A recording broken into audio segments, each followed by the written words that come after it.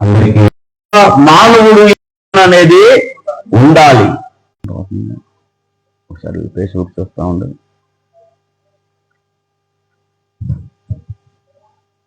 అర్థమవుతుందా? మానవుని యొక్క బాధ్యత ఏమిటి అనంటే, దేవుని యొక్క సన్నిధి మానవుల మధ్యలో ఉండాలి. అది దేవుని యొక్క ఉద్దేశం.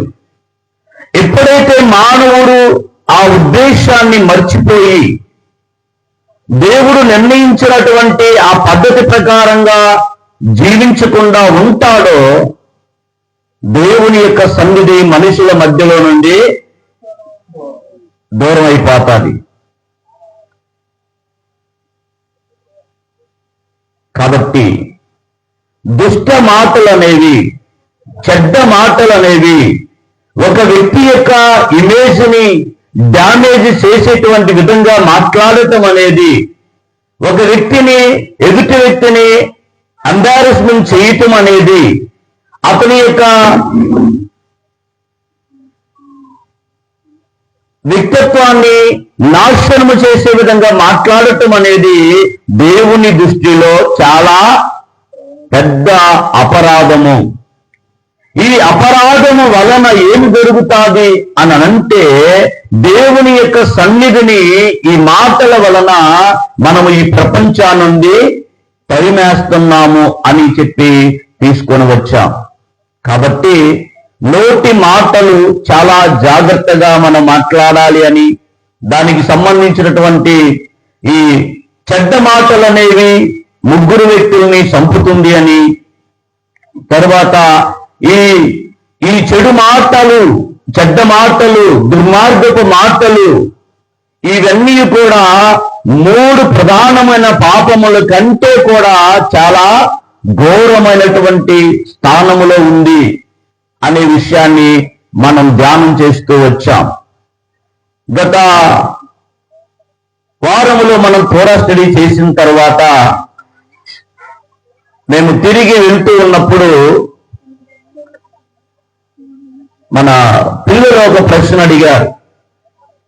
ఏమిటి అని అంటే, కయ్యూను యాతన పడుతున్నాడు కదా, కయ్యూను దేవుని యొక్క సన్నిధిలో నుంచి నేను వెలివేయబడుతున్నానని అతడు ఏడుస్తూ బాధపడుతూ మాట్లాడుతున్నాడు కదా,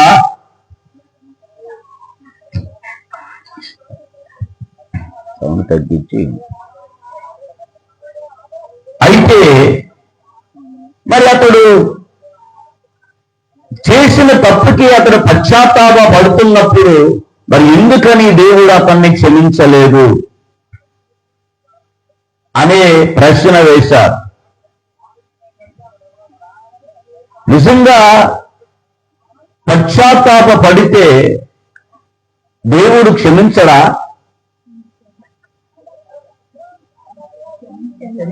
క్షమిస్తాడా? క్షమించడా? మరి ఎందుకని కయ్యూన్ని క్షమించలేదు?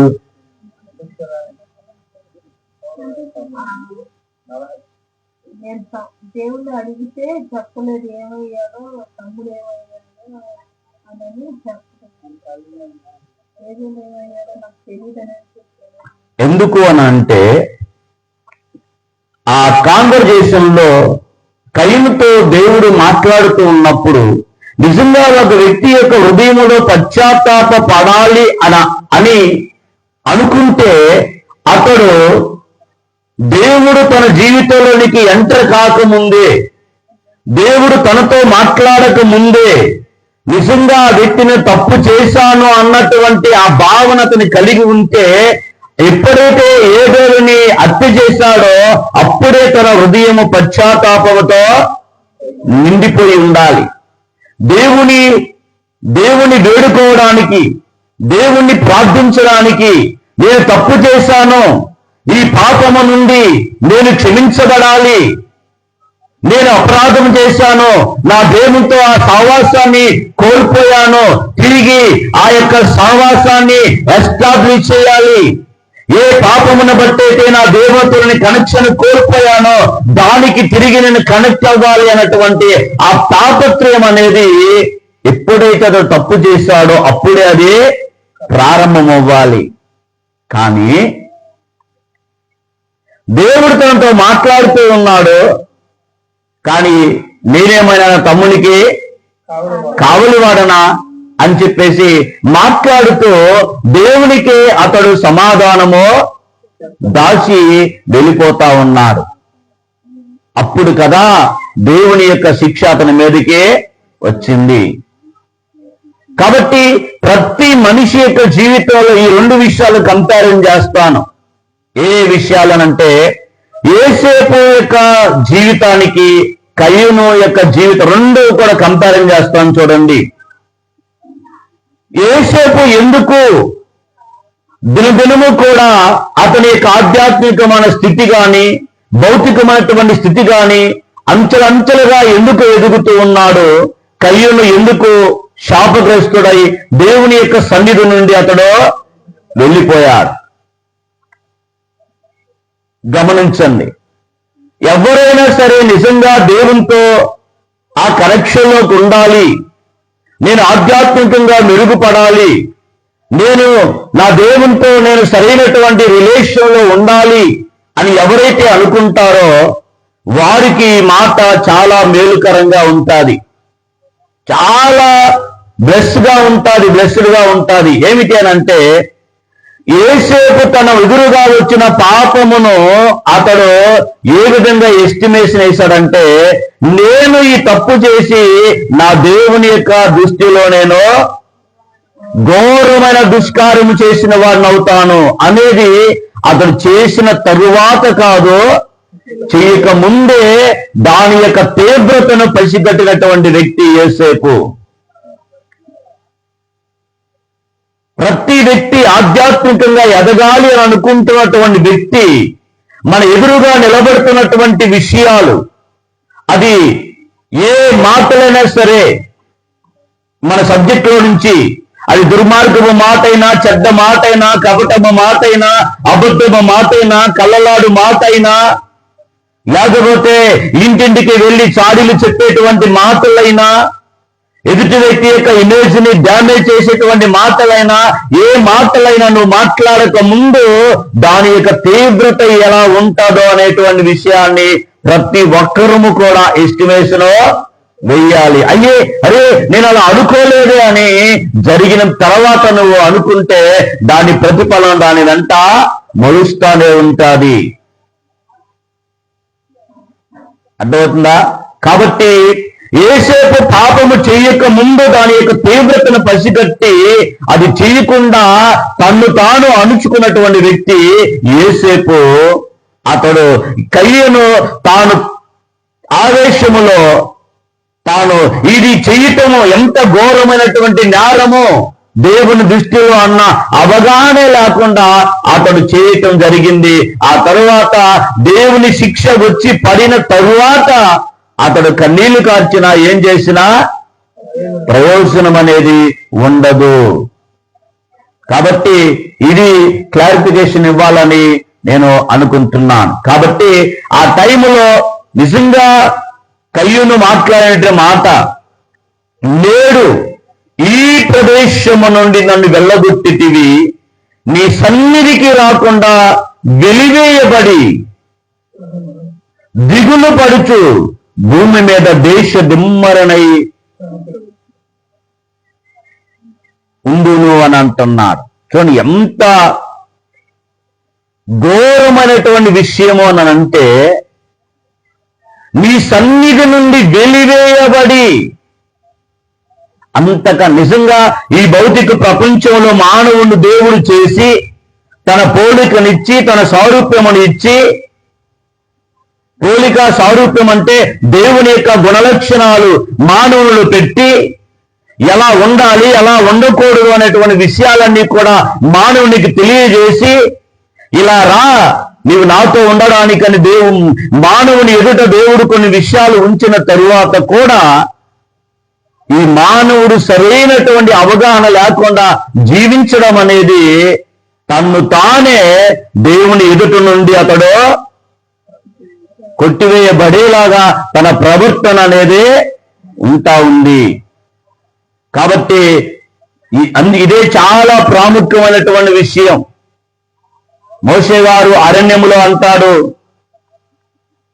నీ సన్నిధి మాతో రాకపోతే మమ్మల్ని ఇక్కడి నుంచి తీసుకొని వెళ్ళదు, మేము వెళ్ళము, నీ సన్నిధి మాతో ఉండాలి అని కోరుకున్నాడు. అంటే అసలు దేవుని యొక్క సన్నిధి మానవులతో ఉండాలి అనేటువంటి ఆ భావన నిజంగా ఎవరికి అది అర్థమవుతుంది? ఎవరికి అర్థమవుతారు అంటే, నిజంగా ఒక వ్యక్తి దేవుని యొక్క సన్నిధికి సమీపంగా ఉన్నాడా లేదా అనేటువంటి విషయాలలో నుంచి అతడు వెళ్ళగలిగితే ఆ విషయాన్ని అతడు అర్థం చేసుకోగలుగుతాడు. నిజంగా స్థాయి మనకుందా? దేవునితో నేను లేకుండా దేవునికి దూరముగా ఉన్నాను అన్నటువంటి అవగాహన కలిగి ఉన్నామా మనము అనంటే అది వ్యక్తిగతంగా వారి యొక్క స్థాయిని బట్టి ఉంటది. మోషే గారికి అది అర్థమైంది కాబట్టి, మోషే గారు దేవునితో సహవాసము చేశారు కాబట్టి, ఎప్పుడైతే సీనాయి పర్వతము దగ్గర మోషే గారు 40 రాత్రులు 40 పగలు ఉన్నాడో, అక్కడి నుంచి తిరిగి వచ్చేసరికి ఇశ్రాయేలు ప్రజలు అక్కడ ఉన్నటువంటి కొంతమంది మిశ్రిత జనాంగముతో కలిసి విగ్రహారాధన చేయటం చూశారో, ఆ తరువాత దేవుడు అంటున్నాడు, నీతో రాను అని చెప్పినప్పుడు మోషే గారి యొక్క స్పందన అది. నీవు మాతో లేకపోతే మేమెక్కడికి వెళ్ళగలుగుతాం అన్నటువంటి ఆ భావనలో మోషే గారు నిలబడ్డారు. తర్వాత దేవుడు మోషే గారితో మాట్లాడి ఆయనకి సపోర్టుగా ఒక దూతను కూడా పంపించడము జరిగింది. కాబట్టి ప్రతి మనిషి కూడా దేవుని ఎదుట జీవించడానికి కావలసిన ఆ యొక్క క్రియలు, ఆ యొక్క గుణలక్షణాలు ప్రతి మనిషి సంపాదించాలి. ఆ గుణలక్షణాలే నేను దేవుని ఎదుటికై తీసుకొని వచ్చి నిలబడతాయి. కాబట్టి ప్రతి మనిషికి ఆపర్చునిటీ ఉంది. దేవునితో ఉండాలా, దేవునితో ఉండకూడదా? ఏమండి, చూడు, ప్రతి మనిషి ఎదురుగా ఈ ఆపర్చునిటీ ఉంది. దాన్ని నీవు ఎలా వినియోగించుకుంటావో అది ప్రతి మనిషి యొక్క చేతుల్లో ఉంది. కాబట్టి ఈ చెడ్డ మాట అనేది 3 ప్రధానమైనటువంటి పాపముల కంటే కూడా ఘోరమైనటువంటి స్థానంలో ఉంది అని చెప్పాను. ఒకటి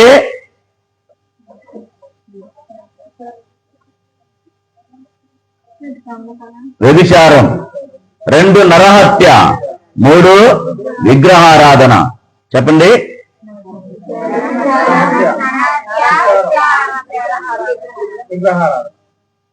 కదా, ఈ 3 ప్రధానమైనటువంటి ఘోరమైన పాపాలు. యాక్చువల్గా ఈ 3 పాపములు కూడా అతిక్రమిస్తే అతడు మరణానికి శిక్షార్హుడు అవుతాడు. దానికంటే ఘోరమైనది ఏమిటి అంటే ఈ యొక్క నోటి మాటలు. నోటి మాటలు అంటే మేలైన మాటల కాదు, మేలైన మాటలు కాదు, కీడు కలిగించేటువంటి మాటలు. తీసుకొని వస్తాను, చూడండి, మనం దాన్ని తీసుకొని వస్తాను. ఈ చెడ్డ మాటలు అనేవి ఈ 3 ప్రధానమైనటువంటి పాపములకు పైగా ఉంది అని అంటే ప్రతి మనిషి ఎంత భయపడాలి ఏదైనా సరే మాట్లాడటానికి. చూడండి, కీర్తన 12వ అధ్యాయము 4వ వచనాన్ని మనం చదువుదాం. కీర్తన 12:4. చూడండి, ఈ భౌతిక ప్రపంచములో మానవులు చెప్పేటువంటి మాట ఏమిటి అని అంటే, మా నాలుకల చేత మేము సాధించడము, మా పెదవులు మావి, మాకు ప్రభు ఎవడని వారు అనుకుందురు. ఏమనుకున్నారంట? మా నాలుకల చేత మేము సాధిస్తాము,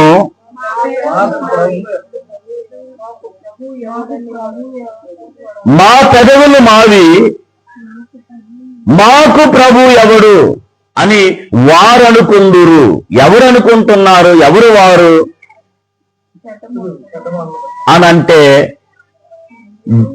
మనకు తెలియాల. ఎవరు వారు? ఎవరు వారు అనంటే 2వ వచనాన్ని చదువుదాం. అందరూ ఒకరితో ఒకరు అబద్ధములాడుదురు, మోసకరమైన మనస్సు గలవారై ఇచ్చకములాడు పెదవులతో పలుకుదురు. చూడండి, అందరూ ఒకరితో ఒకరు అబద్ధం ఆడుతున్నారు. మోసకరమైన మనస్సు, ఎలాంటి మనస్సు? మోసకరమైన మనస్సు గలవారై ఇచ్చకములాడు పెదవులతో పలుకుతురు. అశ్వమిచ్చకములాడు పెదవులన్నిటినీ, బింకముల నాలుకలన్నిటినీ కోసివేస్తాడు. అది అక్కడ ఆపి ఎవరు వారు అనంటే అందరూ కూడా ఒకరితో ఒకరు అబద్ధమాడుతున్నారు. ఏమాడుతున్నారు? ఇప్పుడు ఈ లిస్టులో ఒకవేళ మనం ఉన్నా సరే, ఎవరున్నా సరే, ఏ లిస్టులో? దేవుని యొక్క మార్గములో నడుస్తున్నాను అని మనం భావించి ఒక భ్రమలో మనం ఉండి ఏదైతే దేవుడు నిర్ణయించిన మార్గములో నడవక త్రోవ ప్రక్కన నడుస్తున్నామో వారందరికీ కూడా ఈ మాటలు వర్తిస్తాది. అర్థం చేసుకోండి బాగా. వారందరూ కూడా ఒకరితో ఒకరు అబద్ధములాడుదురు. అబద్ధం ఆడకూడదు అనేది దేవుని యొక్క మాట. ఏంటది? అబద్ధం ఆడకూడదు. మనం చెప్పాను, యేసేపు అంటున్నాడు, ఇదిగో నా యజమానికి ఈ ఇంటిలో ఏమి ఉన్నదో అతడు ఎరుగడు, అన్నీ కూడా నాకు అప్పగించి అతడు మామూలుగా ఉన్నాడు, నీవు అతని భార్యవి అని ఆమెకు గుర్తు చేస్తూ, అంటే తన భావన ఏంటంటే పోతే పారు నా మీద ఉంచిన నమ్మకము కదా, ఎంత నమ్మకపోతే నన్ను నా యజమాని నన్ను మీ ఇంటిలో ప్రథమైనటువంటి పనివాడుగా నన్ను ఉంచాడు, హై స్థాయిలో ఉంచాడు, ఇంటికి విచారణకర్తగా నన్ను ఉంచుతాడు. అంటే నా యజమాని నాలో ఏం చూశాడు? నా యజమాని నన్ను నమ్మడానికి గల కారణం ఏమిటి అని అతడు చెప్తున్నాడు. దాని భావన అది. నాలో అబద్ధం ఉంటే, నేను మోసకరమైన మనసు కలిగి ఉంటే, నేను ఒకవేళ దొంగ బుద్ధి కలిగి ఉంటే ఈ ఇంటిలో నాకు అధికారం ఎలా ఇస్తాడు? ఇస్తాడా? లేదు. అలాంటి దొంగ బుద్ధి కలిగినటువంటి వాడిని, సమయం చూసి మాటు వేసి కాటు వేసేటువంటి వ్యక్తిని, అలాంటి గుణలక్షణాలు కలిగిన వ్యక్తిని ఏ యజమానిని నమ్ముతారా? నమ్మడు. ఒక కన్ను అతని మీద వేసి ఉంచుతాడు. అలాంటిది యోసేపును, బానిసగా ఉన్నటువంటి యోసేపును పైకి లాగి తన ఇంటిలో ఉంచి, తన ఇంటిలో అసలు ఏముంది ఏమి లేదు, ఇతను ఏం చేస్తున్నాడు ఏం చేయట్లేదని ఏది కూడా అతను పట్టించుకోలేదనంటే అతడు ఇతని మీద ఎంత నమ్మకమో ఉంచాడు. అలాంటిది నేను నీతో మాట్లాడుతున్నప్పుడు, నేను నీ మీద నమ్మకంతో మాట్లాడుతున్నప్పుడు నీవు ఆ నమ్మకాన్ని నాకు ఇవ్వకుండా నాతో నువ్వు అబద్ధం ఆడితే అప్పుడు నేనేం చేస్తున్నా? నీ యందు నేను ట్రస్ట్ చేస్తున్నా, నమ్మకం ఉంచుతున్నా, నేను పరిపూర్ణమని నమ్ముతున్నాను. నీ మనస్సులో మోసకరమైనటువంటి అబద్ధములో బయటికి వస్తా ఉన్నాయి. అది ఇక్కడ చెప్తున్నారు. కాబట్టి ప్రతి ఒక్కరూ కూడా ఆధ్యాత్మికంగా జీవించాలి, ఎదగాలి.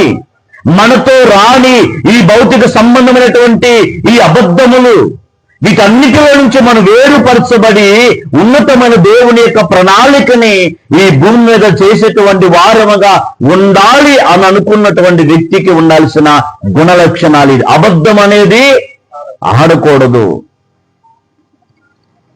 అందరూ ఒకరితో ఒకరు అబద్ధములు ఆడుతున్నారు. వారు ఎలాంటి మనసు కలిగి ఉన్నారంటే మోసకరమైనటువంటి మనసు కలిగి ఉన్నారు. ఏ మనసు ఉంది?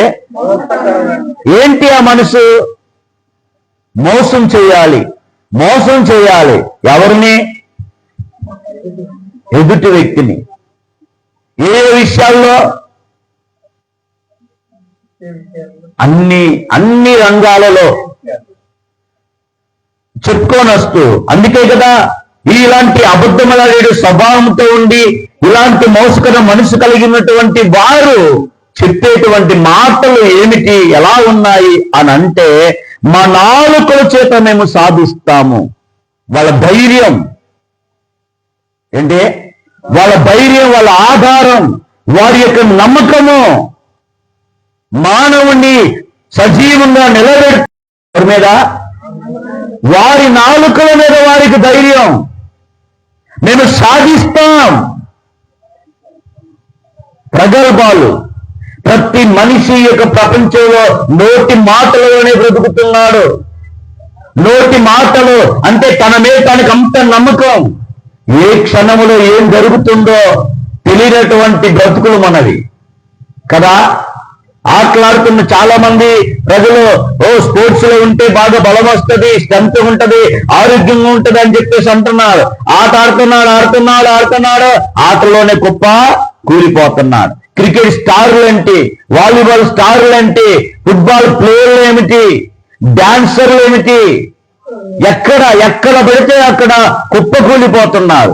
అలాంటి దేహములో జీవిస్తున్నటువంటి మనము మాట్లాడాల్సిన మాటలా ఇవి? ఒక ప్రశ్న వేసుకుంటే నో.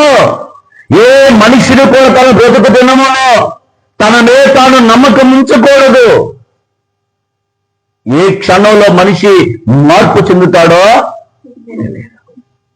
మార్పు లేని వాడు ఎందు తప్ప, నిరంతరము జీవిస్తున్న దేవుని ఎందు తప్ప ఏ మనుష్యుడు ఎవ్వరి మీద తనమే తానే అలా నమ్మకాన్ని పెట్టుకోకూడదు. అందుకని వాళ్ళు అంటున్నారు, మా నాలుకతో మేము సాధిస్తాం. దేంతో? వారి కండ బలము, గుండె బలంతో మాట్లాడటం లేదు. అంటే వాళ్ళ యొక్క స్ట్రెంత్, వారి యొక్క బలము, వారి యొక్క విజయము ఎక్కడుందంట? నాలుకలో ఉందంట. చాలా మంది అంటారు, ఒరే ఈ నోరు పెట్టుకొని బతుకుతున్నారా? ఏం పెట్టుకొని బతుకుతున్నారు? అందరికి నోరులు లేవా? మరి ఎలాగా? అందరికంటే ఎక్కువ మాట్లాడతారు ఒకటి. ఇంకా ఎదుటి మనిషికి అవకాశం ఎక్కడ ఉంటుంది మాకు మొదలు పెడితే కదా. కాబట్టి అదే వారి అతడు తను నోరు పెట్టుకొని బతుకుతున్నాడు. అదే వీళ్ళ మాట, మా నాలుకతో మేము సాధిస్తాం. పెదవులు ఎవరివి? మా పెదవులు మావి అని చెప్తున్నటువంటి వారు మరి తర్వాత ఏమంటానంటే, మాకు ప్రభు ఎవడు? మోషే గారు ఐగుప్తు దేశానికి వెళ్ళాడు ఫారో దగ్గరికి. ఫారో దగ్గరికి వెళ్ళి ఏం చెప్తున్నాడు? దేవుడు మమ్మల్ని అరణ్యములోనికి ఉత్సవము చేయడానికి రమ్మన్నాడు. 3 దినములంత ప్రయాణం మేము వెళ్ళాలి. అక్కడ మా దేవునికి మేము బలర్పించాలి. మమ్మల్ని అందరిని కూడా రమ్మన్నాడు అని చెప్పేసి ఫారో దగ్గరికి వెళ్ళి మాట్లాడటానికి వెళ్ళారు. అప్పుడు ఏమన్నా తెలుసా? ఆయన మాట విని ఇశ్రాయేలును పోనిచ్చుటకు అశ్షేము ఎవడు? ఏమన్నాడు? ఆయన మాట విని ఇశ్రాయేలును పోనిచ్చుటకు అశ్షేము ఎవడు? నాకు తెలియదు. ఇక్కడ నేనే కింగ్, నేనే రాజు, ఇశ్రాయేలును పోనీయను అని చెప్పినటువంటి వ్యక్తి ఫారో. ఎన్ని విధాలుగా మాట్లాడినా, ఎన్ని ఎప్పట్లు ఆ దేశంలోనికి వస్తూ ఉన్నా అతడు తన మీదే తన నమ్మకం పెట్టుకున్నాడు. తన దేశంలో ఉన్న మంత్రగాల మీదే నమ్మకం పెట్టుకున్నాడు తప్ప విశ్వానికి, రాజుకు ఆయన భయపడలేదు. చివరికి ఏం జరిగింది? ఎర్ర సముద్రములో తాను మునిగిపోయాడు. తనతో పాటు తన సైన్యాన్ని కూడా ముంచి వేసుకున్నాడు.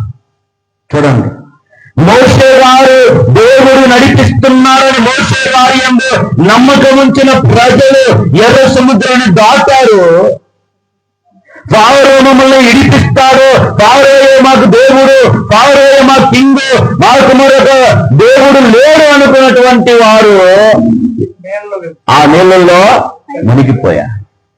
ఇది ముగింపులో జరిగేటువంటి కార్యం అన్నమాట.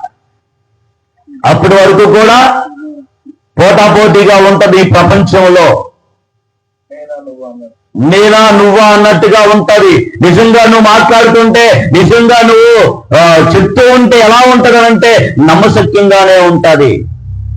కానీ కాలం వచ్చినప్పుడు నువ్వేమి చేయటానికి ఉండదు, మునిగిపోవటం తప్ప.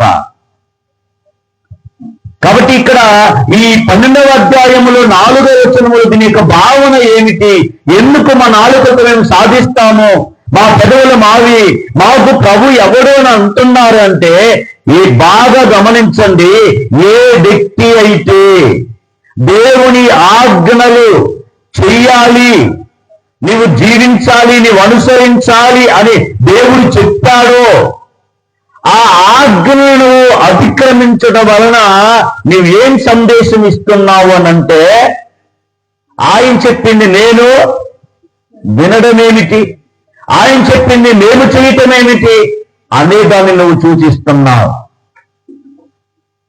ఇప్పుడు ఉదాహరణకి నువ్వు మేస్త్రి అనుకో, కూలోళ్ళు వచ్చారు పనికి, ఏం చేయాలి? నువ్వేం చెప్తావో అది చేయాలి, అప్పుడు కదా అక్కడ పని జరిగేది.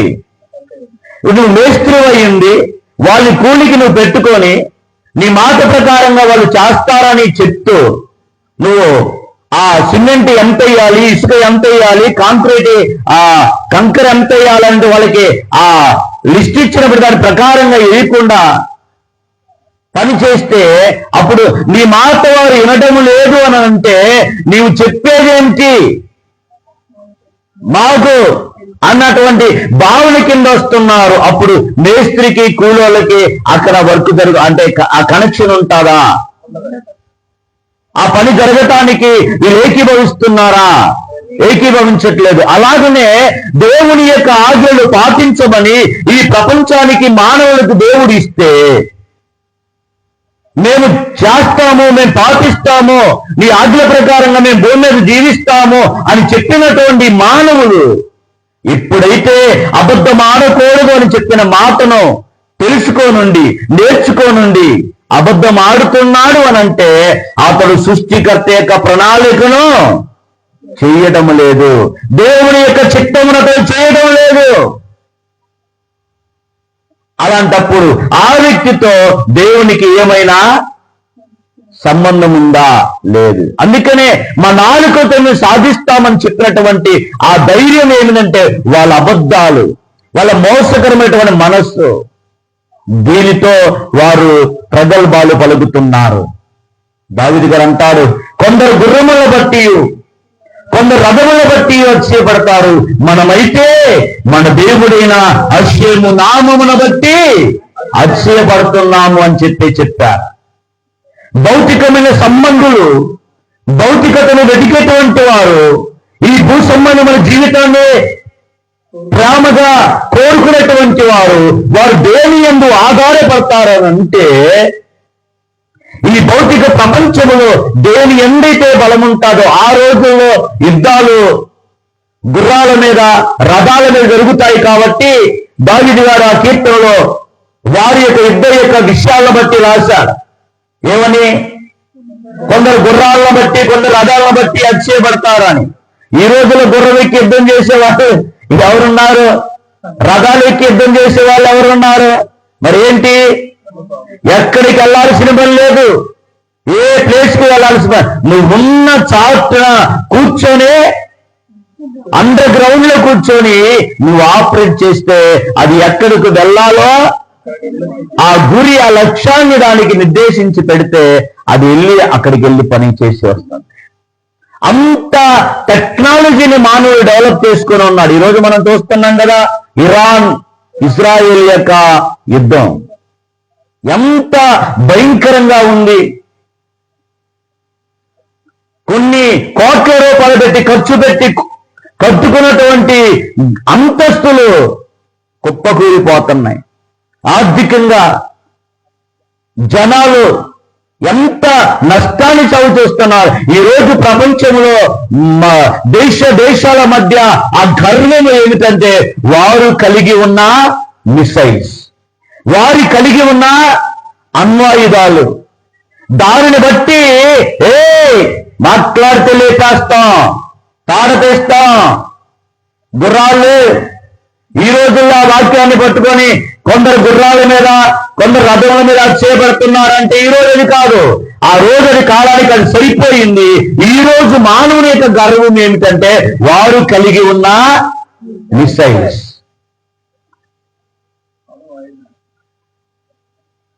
అది వాళ్ళ యొక్క ధైర్యం.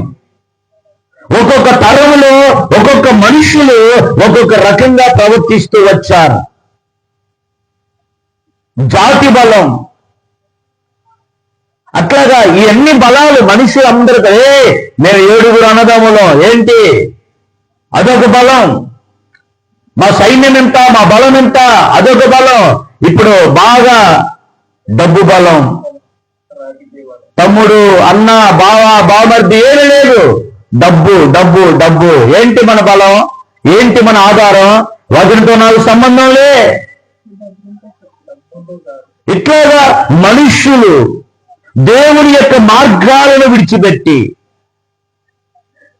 కన్ను మూస్తే పనికి రానటువంటి ఆధారాల మీద వారు ఆధారపడుతూ ఉన్నారు. ఆ తరువాత వారి యొక్క ఆత్మ ఎక్కడికి ప్రయాణం చేస్తుందో కూడా ఎస్టిమేషన్ వేయలేకపోతున్నారు.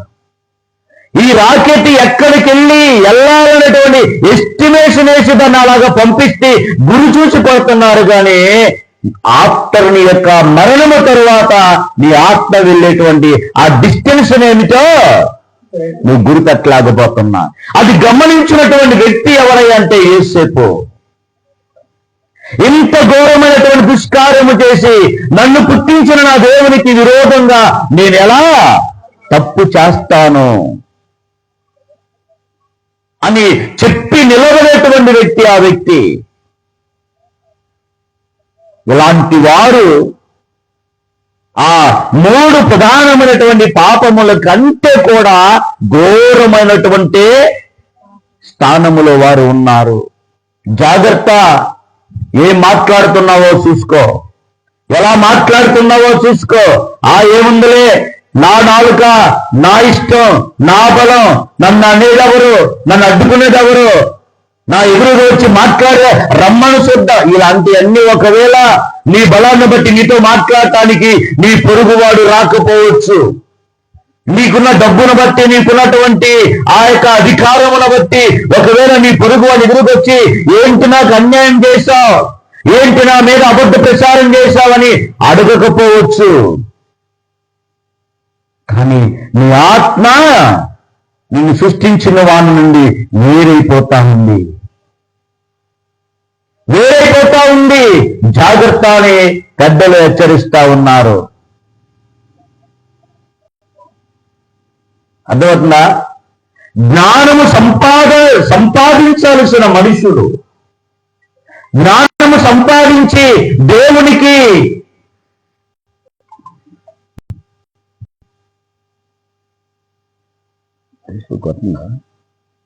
జ్ఞానము సంపాదించి దేవునికి దగ్గరగా వెళ్ళాల్సినటువంటి మనుషుడు ఏమవుతున్నాడు? అబద్ధం ఆడుతూ, అన్యాయము చేస్తూ, మోసము చేస్తూ, తన సృష్టికర్త యొక్క ప్రణాళికల నుంచి వేరు చేయబడుతూ తన పొరుగు వారిని, తన ఎదుటి వారిని, తన మీద ఆధారమైనటువంటి వారిని అతడు ఎంత మోసం చేస్తున్నాడో కదా. ఇలాంటి స్వభావంలో నుంచి ప్రతి మానవుడు కూడా బయటికి రావాలి.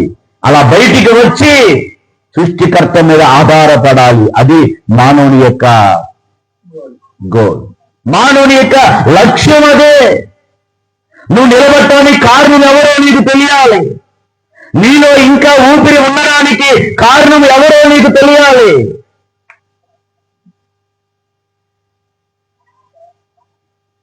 అది తెలుసుకోకుండా మన విర్రవీగుతూ వెళ్ళిపోతే నాశనానికి మనం వెళ్ళిపోతున్నాము అని అంటున్నారు.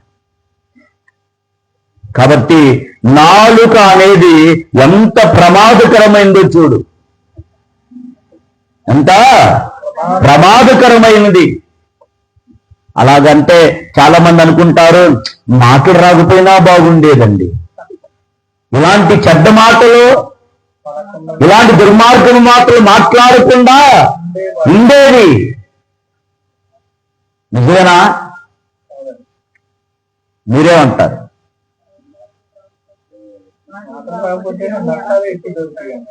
మాటలు రాకపోతే ఎందుకు?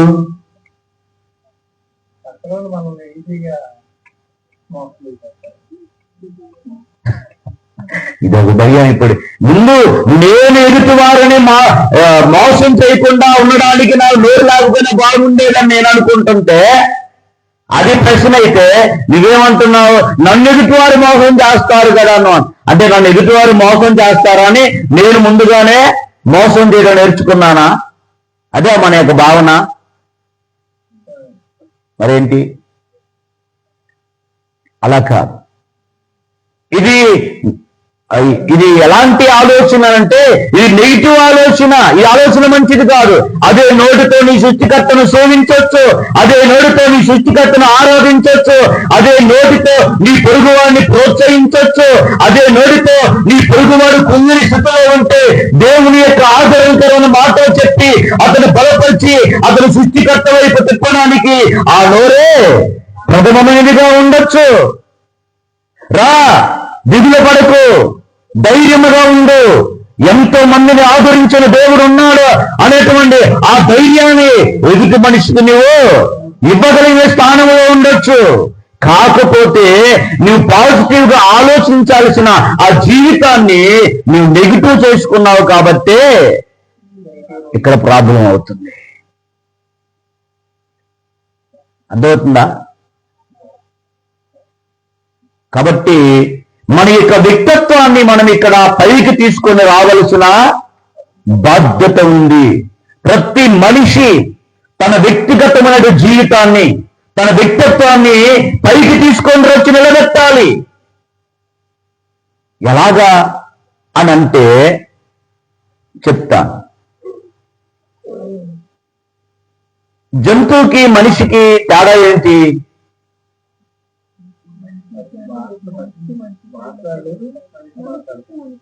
అవి మాట్లాడలేవు, మనం మాట్లాడం.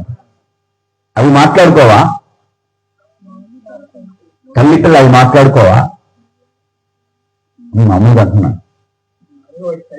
కాకులు మాట్లాడుకోవా? సమాధానం చెప్పండి. మీకు అర్థం కాకపోయినంత ఇప్పుడు ఇంగ్లీష్ వాళ్ళు మనిషి కాబట్టి తెలుగు మాట్లాడుతున్నాం కాబట్టి మాట ఉందనుకోండి. ఇప్పుడు ఇంగ్లీష్ వాళ్ళు మాట్లాడుకుంటున్నారు, మీకేమైనా అర్థమైద్దా? అర్థం కాదు. అప్పుడేంటి? అంతే. అలాగే సృష్టిలో ఉన్నటువంటి ఈ జీవరాశులు అన్నీ ఉన్నాయా? మరి వాటికి భాష లేదా? ముందు అడిగితేనేమో లేదన్నా, తర్వాత అడిగితేనేమో ఉన్నాను. చెప్తా.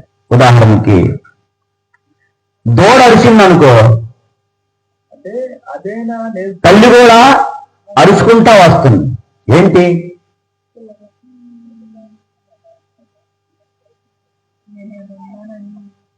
ఇప్పుడు గొర్రె తన కాపరి స్వరాన్ని వింటది కదా. అలాగే ఈ దూడకి తల్లికి కనెక్షన్ ఉందా లేదా?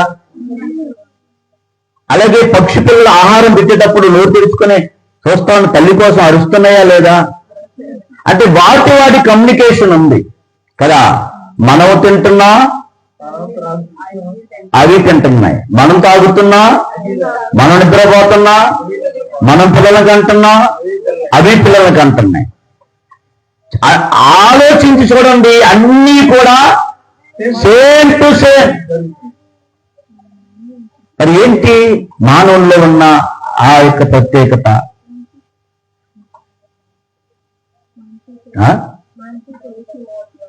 మనిషి జ్ఞానవంతుడు అంటవా? వెనకాల ఏమన్నా మంచి జ్ఞానవంతుడు ఏమన్నారు?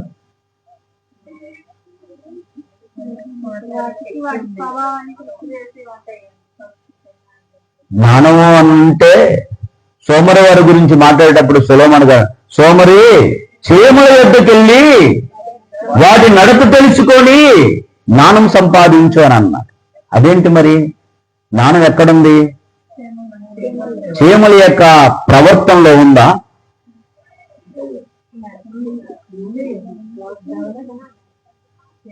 కదా కదా. ఒక్కోసారి మనం తిట్టినప్పుడు అరే నీకన్నా ఆ పశువేనయ్యం కదరా అని అంటాం. అంటే ఏమర్థం అవుతుంది మనిషికి? మనిషి కంటే కొన్ని సార్లు పశువే నయ్యం. నయం అంటే బెటరు అన్నాను. ఆ భావన వస్తుందా మనకి? వస్తుంది కదా. అప్పుడు ఏంటి మరి డిఫరెన్స్ ఏంటి?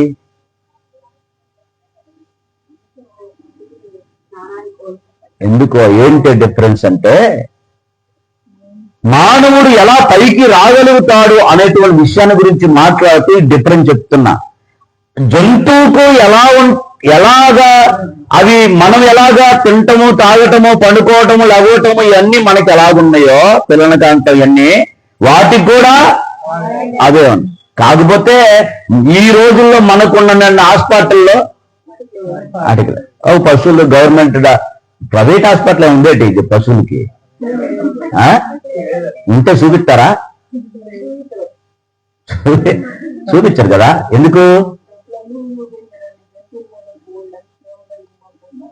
ఏంటి లక్షల రూపాయలు ఖర్చు పెట్టా.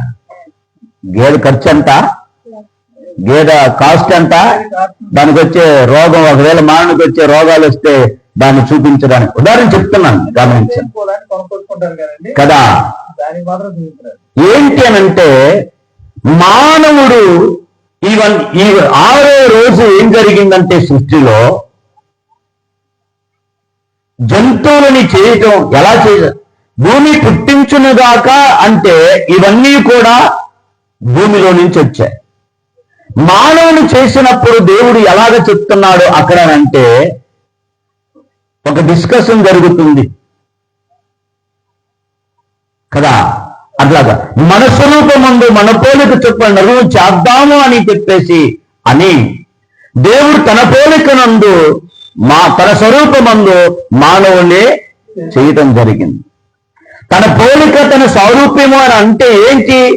ఈ 6 అడుగుల దేహమా, ఈ కళ్ళు, ఈ ముక్కు, ఇవన్నీనా?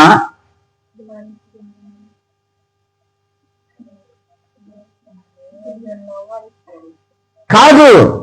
అంటే మానవ ప్రపంచము అర్థం చేసుకున్నటువంటి విధానము వేరే, దేవుని యొక్క ఉద్దేశము వేరే. మన అని దేవుడు ఎందుకు అని అంటున్నాడు అని అంటే మానవుడిలో ఆ గుణలక్షణాలు పెట్టాడు దేవుడు. దేవుడు ఏదైతే మంచి చెయ్యాలి అన్నటువంటి ఆలోచన కలిగి ఉండి నిన్ను నన్ను మనందరినీ చేశాడో అలాంటి మంచి గుణలక్షణాలని మానవుడు పెంపొందించి దేవుడు వారి మధ్యలో నివసించేలాగన ఈ లోయెస్ట్ ప్రపంచములో మార్గము సరళము చేస్తాడు అని మన యందు దేవుడు నమ్మకం ఉంచి మనం చేయటం జరిగింది. అర్థమవుతుందా? కాబట్టి ప్రతి మానవుని యొక్క బాధ్యత ఏమిటంటే తన్ను తాను వెలివేట్ చేసుకోవాలి, తన్ను తాను యొక్క గుణలక్షణాలని బాగు చేసుకోవాలి. ఏది నాలో సరిగ్గా లేదు, ఏది నా యొక్క వ్యక్తిత్వంలో నేను దేవునితో కనెక్ట్ అవ్వడానికి నాలో ఏ లోపం ఉంది, నా మాట, నా చూప, నా వినికిడ, లేకపోతే నా మనసులో పుట్టేటువంటి ఆలోచనల, నా హృదయం కోరుకునేటువంటి ఆ కోరికల ఏది నా దేవుణ్ణి నన్ను తప్పిస్తా ఉంది అని అతడు అవగాహన చేసుకొని దేవుని యొక్క క్రమ పద్ధతిలో నుంచి అతడు జీవించడము ప్రారంభిస్తాడో అతడు సర్వోన్నతుడైన సృష్టికర్తనే మీద ఆధారపడటానికి అతడు పైకి వస్తాడు. అర్థమవుతుందా? ఆ క్రమ పద్ధతిలో పెరిగితే నీకు తెలుస్తుంది దేవుని యొక్క దృష్టిలో నేను ఎలా ఉండాలి, ఎలా ఉంటే నా దేవునికి ఇష్టము, ఆ ఇష్టములో నుంచి నేను బయటకు వస్తే నా పరిస్థితి ఏమిటి అని. అందుకనే మానవుడు దేవుని మీద ఆధారపడటం లేదు కాబట్టే అతను తనకున్న బలం మీద, తనకున్న డబ్బు మీద, తనకున్నటువంటి వ్యాపారాల మీద, తనకున్నటువంటి పొలాల మీద, తనకున్నటువంటి ఏది మానవుడికి ఆధారంగా ఉందో దాన్ని మానవుడు ఆధారం చేసుకొని జీవిస్తున్నాడు. ఎంతమంది ప్రపంచంలో బ్రహ్మాండమైనటువంటి ఇల్లు కట్టి ఓపెన్ చేయకుండా ప్రపంచం విడిచిపెట్టిన వాళ్ళు లేరు. సంతోషంగా ఆనందంగా పెళ్లిపేటల దగ్గరికి వచ్చి ఆ ఆనందాన్ని అనుభవించాలని ఆశతో వచ్చిన యవనస్తులు ఎంతమంది వారి వైవాహిక జీవితాన్ని కొనసాగించకుండానే వెళ్ళిపోయిన వాళ్ళు లేరు. ఎవ్వరు ఎన్ని మనం నమ్మకం ఉంచుతామో మన జీవితాన్ని అంతము వరకు కూడా నడిపించి ఆ దేవుని యందు మనం నమ్మకం ఉంచాలి. సో ఇప్పుడు ఇన్ని విషయాలు మనం విన్న తర్వాత నీ ఆధారం ఏమిటి? నీ నాలుక, నీ డబ్బా, నీ అధికారమా, నీ మంది బలమా, ఏటి? ఆలోచించండి. అందుకనే భక్తుడు 34వ కీర్తన ఒకసారి చూద్దాం మనం. దానికంటే ముందు ఒకసారి సామెతల గ్రంథము 18వ అధ్యాయము 21వ వచనాన్ని మనం చూద్దాం. సామెతల గ్రంథము 18వ అధ్యాయము 21వ వచనం. జీవమరణములు నాలుక వశము, దాని యందు ప్రీతి పడువారు దాని ఫలము తిందురు. మరలా చదువమ్మా, అందరూ చెప్పండి. జీవ మరణములు చెప్పండి. ఒక నిమిషం నేను చెప్తాను, చెప్పండి, చాలా ఇంపార్టెంట్. జీవ మరణములు నాలుక వశము, దాని యందు ప్రీతి పడువారు దాని ఫలము తిందురు. దేని ఫలము? జీవం ఎక్కడుంది? నోటిలో ఉంది. మరణం ఎక్కడుంది? నోటిలో ఉంది. జీవము మరణము ఎక్కడుంది? నోటిలో ఉంది. ఇప్పుడు నీవు జీవానికి సంబంధించేటువంటి జీవితం జీవిస్తే దాని ఫలం తింటావు. మరణానికి సంబంధించేటువంటి విషయాలు భూమి మీద చేస్తే దాని ఫలము తింటావు. విత్తనము అది ఏ విత్తనం విత్తుతున్నావో దాని ఫలము, నువ్వు నిద్రపోయినా, నువ్వు ఊర్లో లేకుండా పోయినా విత్తనం అది మొలుస్తానే ఉంటుంది. కాబట్టి నీ నాలుకలో ఏముందంట? జీవము మరణం. నాలుకలో జీవ మరణాలు ఉన్నాయి కాబట్టి ఆ నాలుకని మేలైన దానికి వినియోగిస్తావా, కీడైన దానికి వినియోగిస్తావా? జీవానికి దాన్ని నడిపిస్తావా, మరణానికి నడిపిస్తావా? ఇక్కడ ఎవరు? నీవే. నీ మరణానికి, నీ జీవానికి కారణము నీవే. ఎవరు? మనందరూ వాళ్ళని వీళ్ళని వాళ్ళని నిందిస్తూ ఉంటాం. ఇందాక ఆయన చెప్తున్నారు, నా నోటి మాట్లాడలేకపోతే నన్ను ఎవరైనా మోసం చేస్తారు కదా అని. బాగా గమనించండి.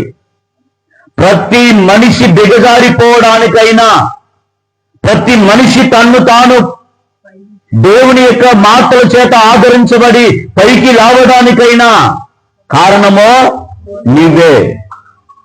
నీవే.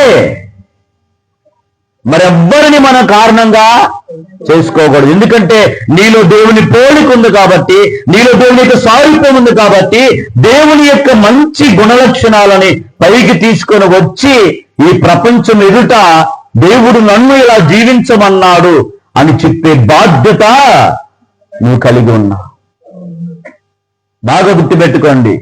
నువ్వు మంచి జీవితం జీవిస్తే దాని దేవుణ్ణి నీవు ఈ ప్రపంచానికి పరిచయం చేసిన వాడు అవుతా. అసలు చాలా మంది అరే నిన్ను చూస్తుంటే నీ ప్రవర్తన చూస్తుంటే అసలు నాకు ఎందుకు పుట్టావురా అని తండ్రి అనే స్థితిలో ఉన్నారు. అసలు నువ్వు ఫలానా వాడికి అసలు నువ్వు ఎలా పుట్టావురా అని పొరుగువారు అనే స్థితిలో ఉన్నారు. ఎందుకు అని అంటే అతని గుణలక్షణాలు వేరే, నీ గుణలక్షణాలు వేరే. నీ తండ్రి యొక్క సత్ప్రవర్తన వేరే, నీ సత్ప్రవర్తన వేరే. అతనికి నీకు మ్యాచ్ అవ్వట్లేదు కాబట్టి అసలు నువ్వు అతనికి పుట్టాల్సిన వాడివి కాదు అనే మాటలు మన ఈ భౌతిక ప్రపంచంలో వింటానే ఉంటాం. మరి మనుషులు ఇలా మాట్లాడుతున్నారంటే దానికి ఆపోజిట్ లో కూడా దేవుని సృష్టికర్త నిర్ణయించిన ఆ మార్గములో నుండి వేరే జీవిస్తున్నటువంటి నీ జీవితాన్ని బట్టి దేవుడు ఎలా భావిస్తాడు, ఎలా మాట్లాడతాడు ఒక్కసారి ఆలోచన చేయండి. ఈ యొక్క నోవా గారి కాలంలో ఏం జరిగింది? అదే దేవుడు అంటున్నాడు, అరే నేను ఎందుకు వీళ్ళని చేశాను? ఒక మంచి జీవితం జీవిస్తారని, మేలైన జీవితం జీవిస్తారని, మాదిరికరమైన జీవితం జీవిస్తారని, పరలోకాన్ని భూలోకాన్ని ఇది ఏకం చేస్తారన్న ఉద్దేశముతో నీ భూమి మీద మనుషుల్ని ఏర్పాటు చేస్తే వాళ్ళ నాశనాన్ని వాళ్ళు కిందకి తీసుకొని వచ్చారు. ఎందుకు నేను వీళ్ళని చేశానని పరలోకమే దిగొచ్చి మాట్లాడింది అని అంటే ఒకసారి ఆలోచించండి. ఈ రోజు దేవుని యొక్క స్వరం మనకి వినపడతలేదని, మనందరూ బాగున్నామని, మనందరూ భక్తిపరులం అన్న భావనలో భ్రమలో ఎవ్వరు ఉండొద్దు. ఆలోచించండి. దేవుని యొక్క ఉన్నతమైన ఉద్దేశం ఏమిటో గ్రహించండి. కాబట్టి నువ్వు దేవుని యందు ప్రీతి పడుతున్నావు. మరణమును కోరి మరణపు క్రియలను చేసుకుంటా వెళ్తున్నావా? జీవాన్ని కోరి జీవపు క్రియలు చేసుకుంటా వెళ్తున్నావా? ఏంటి జీవపు క్రియలు అనంటే ఒక వ్యక్తి తోరా స్టడీ చేయాలి. ఏం చేయాలి? తోరా స్టడీ చేయాలి. దేవుని విషయాలు చదవాలి, అర్థం చేసుకోవాలి. ఎప్పుడు నిత్యము కూడా తన వ్యక్తిగత జీవితంలో ఈ తోరా స్టడీ అంటే దేవుని యొక్క మాటలని స్టడీ చేస్తాడో, అవగాహన చేసుకుంటాడో, ఆచరణలో పెడతాడో అతడు తన యొక్క వ్యక్తిత్వంలోనికి లోపలికి వెళ్ళి, తాను యొక్క అంతరాత్మలోనికి వెళ్ళి తను దేవుడు సృష్టించిన ఆ పర్పస్ ఏమిటో అతడు గుర్తించగలుగుతాడు. ఎప్పుడైతే ఏ వ్యక్తిగత జీవితంలో అది మిస్ అయిపోతుందో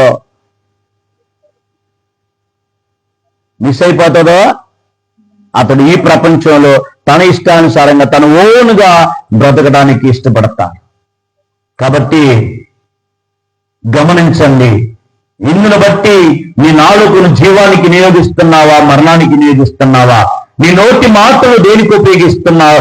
ఇక్కడ నుంచి అయినా సరే నీ జీవితాన్ని సరైనటువంటి దిశకి మడిపించుకోవడానికి ప్రయత్నం చేయమని ఈ యొక్క తోరా స్టడీని బట్టి నిన్ను ప్రోత్సహిస్తున్నాను, హెచ్చరిక చేస్తూ ఉన్నాను. కీర్తన 34లో మనం చూస్తే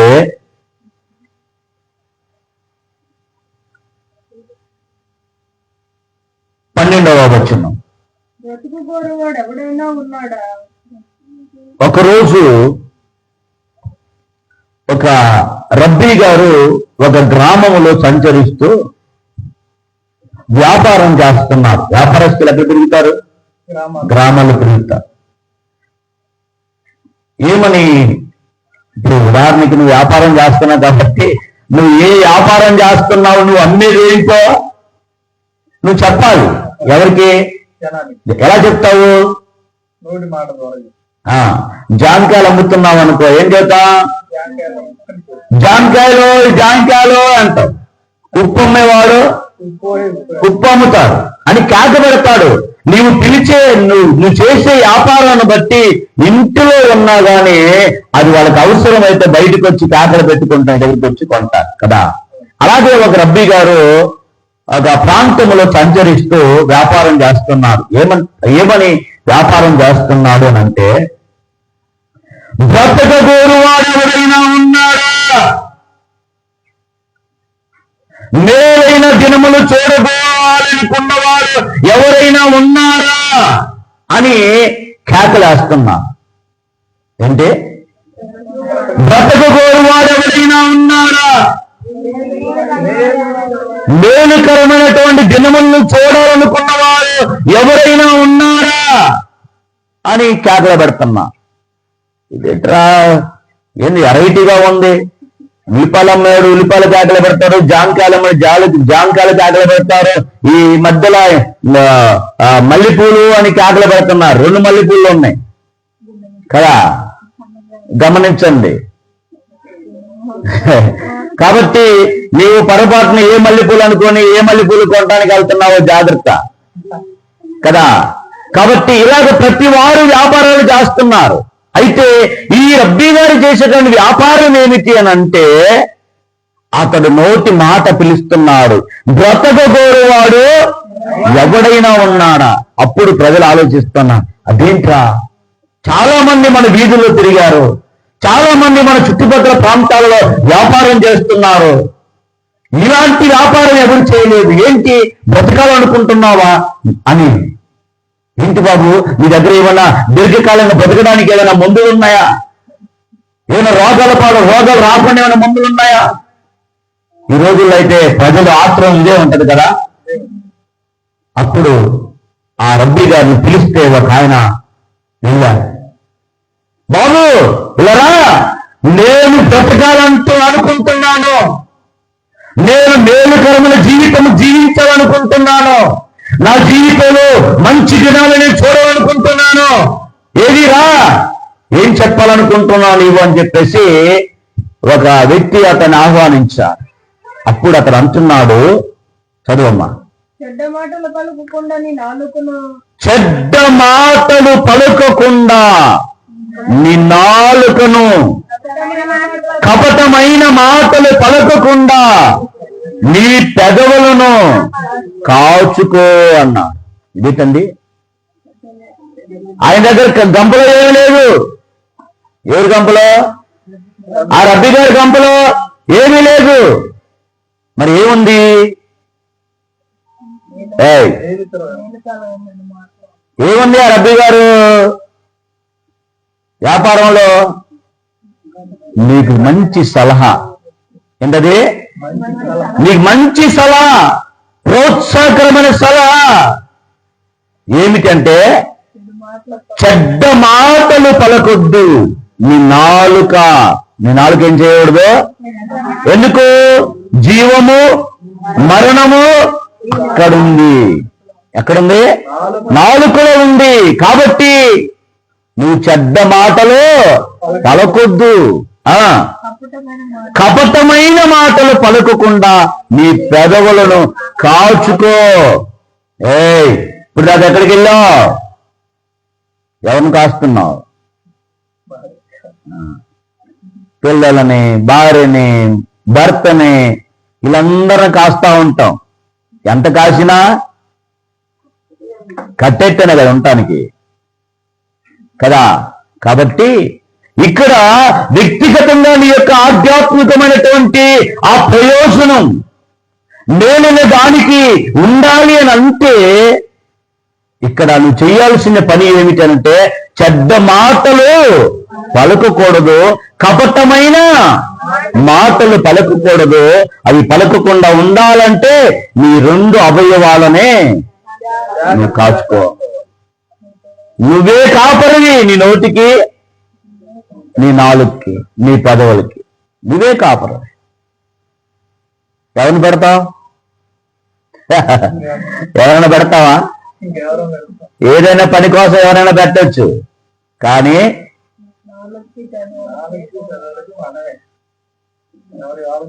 తర్వాత అంటాడు కీడు చేయటం మాని. చాలా మంది ఇక్కడ 2 విషయాలను, కీడు చేయటం మాని మేలు చేయాలి. నువ్వు ఇప్పటి వరకు కీడు చేసావనుకో, అబద్ధం ఆడావనుకో, అబద్ధం చెప్పడం మానుకున్నా అని అన్న తర్వాత నువ్వు నిజము పలకాలి. కీడు చేయటం మానుకున్న తర్వాత నువ్వు మేలు చేయాలి. ఇప్పటి వరకు నువ్వు జీవించిన జీవితం ఒకటైతే దానికి ఆపోజిట్ లో ఉన్నటువంటి ఆధ్యాత్మికమైన వృద్ధి కొరకు సంబంధించిన విషయాలని నువ్వు చేయాలి. ఉంటే ఆ లిస్టులో అయినా ఉండాలి, ఈ లిస్టులో అయినా ఉండాలి. నేను ఇంతకుముందు ఇలా చేసేదాన్ని, ఇప్పుడు మానుకున్నానండి. ఓకే, మానుకున్నా, నెక్స్ట్ ఏంటి? ఏమీ లేదండి, నాకు ఒకరితో సంబంధాలు, నీగా కాముగా నా పని నేను చేసుకుంటా ఉన్నానండి. అదే చెప్పాడు ఇక్కడ.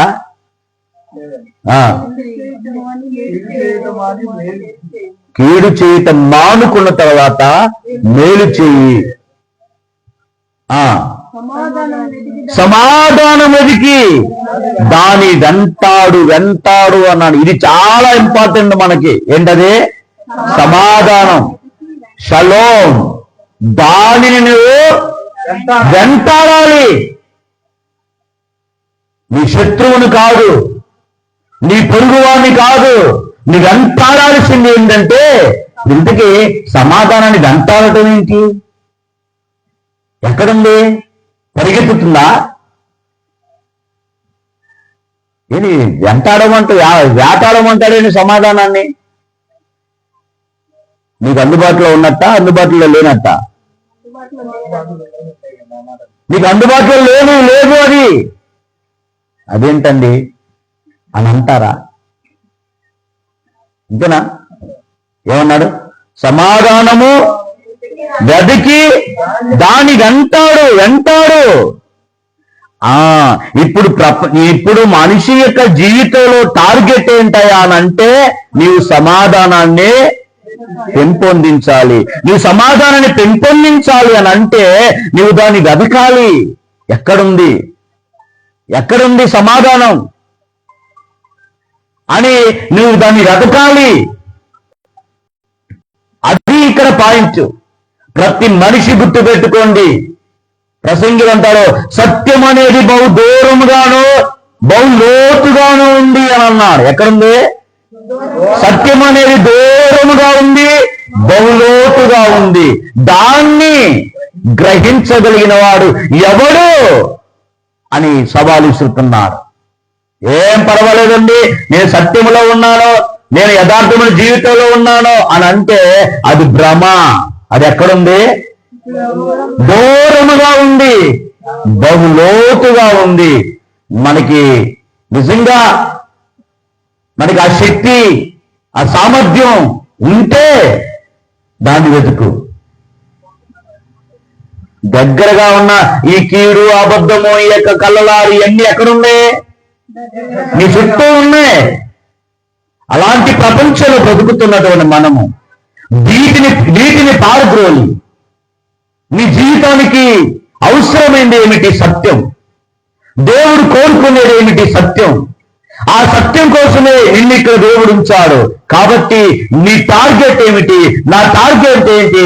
మనందరి యొక్క టార్గెట్ ఏంటంటే సత్యాన్ని వెతకాలి. ఎక్కడున్నది? దూరంగా ఉంది, బహులోతుగా ఉంది. సమాధానం ఎక్కడుంది? వెతుకో, వెంటాడు. అది దొరికేంత వరకు పోరాటం చేయి. ఇది మన యొక్క టార్గెట్. అది రబ్బీ గారు తనకి ఆలోచన ఇస్తున్నాడు. అదేంటి? సమాధానం ఎదగమంటాడేంటి? వెంటాడమంటాడేంటి? అవును, ఇవన్నీ కూడా మనం సంపాదించుకోవలసినవి. మిగతావన్నీ మన చుట్టూ బై నేచర్ లో, ఈరోజు ఫేస్బుక్ లో పెట్టాను, బై నేచర్ మానవుని యొక్క స్వభావము ఏమిటి అని అంటే సత్యానికి విరోధంగా, నీతికి విరోధంగా, మంచికి విరోధంగా జీవించడమే మానవుని యొక్క జీవిస్తూ ఉంటాడు మానవుడు. కానీ దానికి ఆపోజిట్ గా దేవుని చిత్తానికి అనుకూలంగా ఏది సత్యమో దాన్ని వెతుకు, ఏది నీతియుక్తమైన జీవితమో దాన్ని వెతుకు, ఏది మేలైనటువంటి జీవితమో దాన్ని వెతుకు. కీడు చేయటం మానుకో, మేలు చేయటం ప్రారంభించు. నీ జీవితంలో దానికి ఫుల్ స్టాప్, దీనికి ప్రారంభము ఉండాలి. కాముగా ఉండకూడదు, నిల్లుగా ఉండకూడదు, నువ్వు ఏ పని లేకుండా ఉండకూడదు. నీ టార్గెట్ ఇదే. సత్యాన్ని వెతకాలి, వెంటాడాలి. అది లోతుగా ఉన్నా దాని దగ్గరికి వెళ్ళి నువ్వు తీసుకొని రావాలి. నాకంతా తెలుసులు అంటే అది మూర్ఖత్వం అయిపోతుంది. సత్యం నీ దగ్గర లేదు, అది చాలా దూరంగా ఉంది.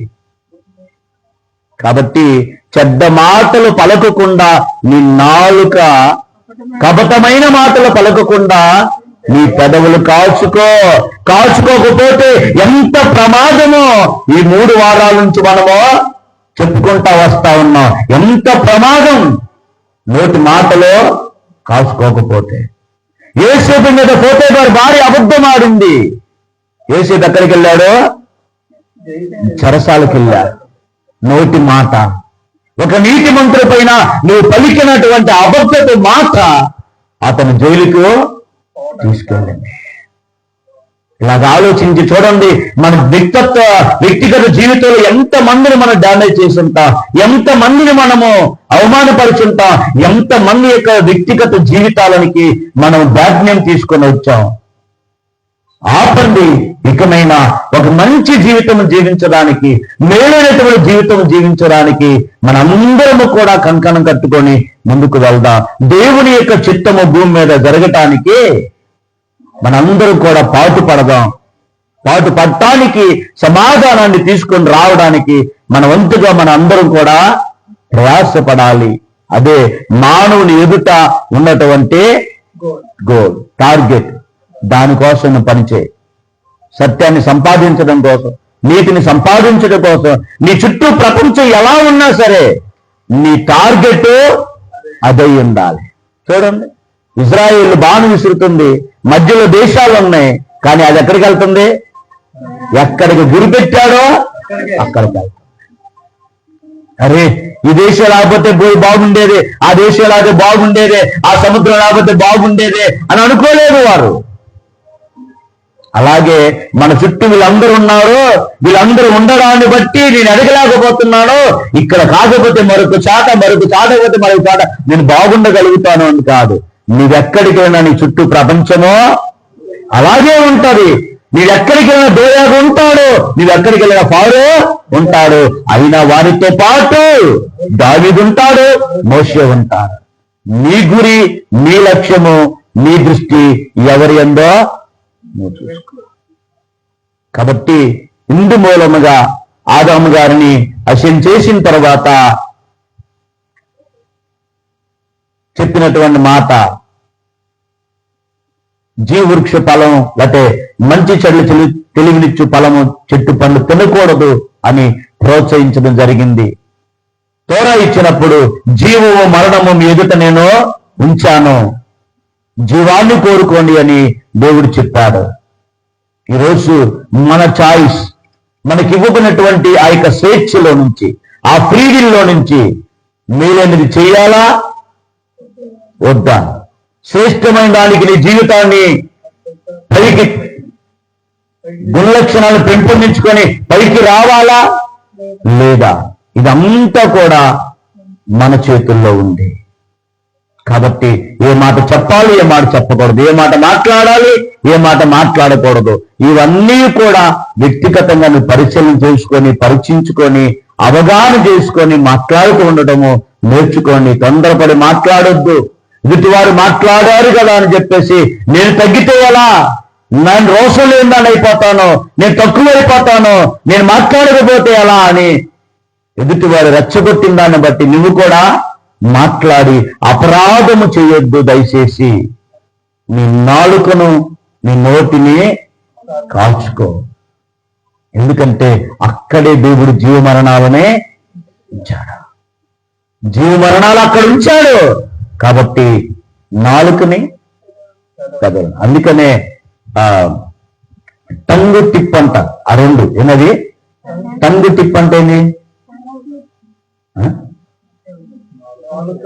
నాలుక కదా. ప్రతి మానవుని యొక్క ఈ అబద్ధం అనేది ఈ టంగు టిప్పు మీద ఉంటుందంట. ఇప్పుడు మనం ఏం చేయాలని సమాధి చేసి సత్యాన్ని మనం పైకి తీసుకుంటాం. అదే నోవా గారిని భయంకరమైన జలప్రలయం నుంచి దాటింపజేసింది. ఆరో గారిని ఈ భౌతిక ప్రపంచంలో మరణం కాకుండా పైకి తీసుకొని వెళ్ళిపోగలిగింది. అలాంటి సత్య సంబంధమైన జీవితాన్ని, మేలైన జీవితాన్ని, శ్రేష్టమైన జీవితాన్ని, దేవుడు కోరుకున్న ఆ మంచి జీవితం వైపు మనందరం ప్రయాణించాలని మనందరం ప్రయాణించడానికి కావలసినటువంటి ఆ టూల్స్ అన్ని కూడా దేవుడు తోరాలో ఇవ్వడం జరిగింది. ఆ టూల్స్ ను పట్టుకొని ప్రయాణం చేయండి. తోరా అంటే మరి ఏదో కాదు, తోరా ఇన్స్ట్రక్షన్స్, మీ ఆధ్యాత్మిక మన జీవితానికి సూచన. ఆ సూచనను పట్టుకొని ప్రయాణం చేయి, నీ జీవితం సురక్షితంగా వెళ్ళిపోతుంది. ఎక్కడ మలుపు తిరగాలో ఆ మలుపులో ఎంత స్లో వెళ్ళాలో ఏంటో అన్ని ఏ విధంగా గవర్నమెంట్ ఆ రూల్స్ అన్ని రోడ్డు మీద పెట్టి ఉంచిందో అలాగే తోరాలో అన్ని విషయాలు కూడా క్లుప్తంగా దాచిపెట్టి ఉంచారు. నువ్వు వెతకగలిగితే, చూడగలిగితే, మూర్ఖత్వాన్ని విడిచి, మొండితనాన్ని విడిచి, నాది కాదులే అనేటువంటి ఆ భావన విడిచిపెట్టి యథార్థమైనటువంటి మనసుతో ఓపెన్ చేసి చదువు, అద్భుతమైనటువంటి జీవితం జీవించడానికి అవకాశాలు ఉన్నాయి. బారుక్ హషేమ్. అందరికీ షలోమ్.